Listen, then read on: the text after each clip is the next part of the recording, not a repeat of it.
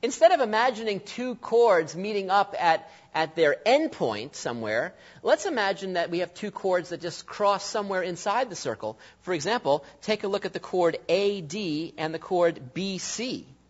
Well, they don't actually sort of emanate from the same starting point on the circle, but they do cross inside the circle at E. And so it's interesting to wonder if there's some kind of relationship between, this angle, angle 1, which, by the way, we know by vertical angles equals the measure of this angle here. If there's some connection between, these angles and the arcs. And the beautiful thing is, the answer is yes. And it's kind of what we might guess, which is that the measure of this angle actually is equal to 1/2 the measure of one arc plus the measure of the other arc. In other words, in some sense, the measure of this angle is the average of the measures of the arcs. We add the arcs and divide by 2. So again, we're seeing some incredible properties that circles possess because of the beautiful symmetry. Let's take a look at an example.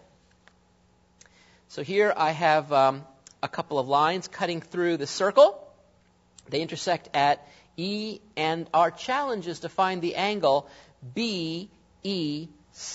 That's what we want to do. So I want to find this angle.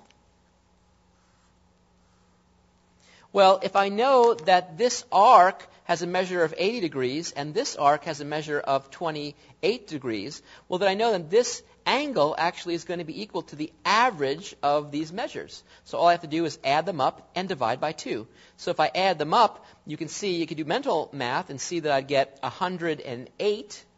And if I divide by 2, half of 108 would actually be 54. And so I can see immediately that this angle right here is 54 degrees. So using this formula, we actually can develop even greater insights into different angles inside of circles.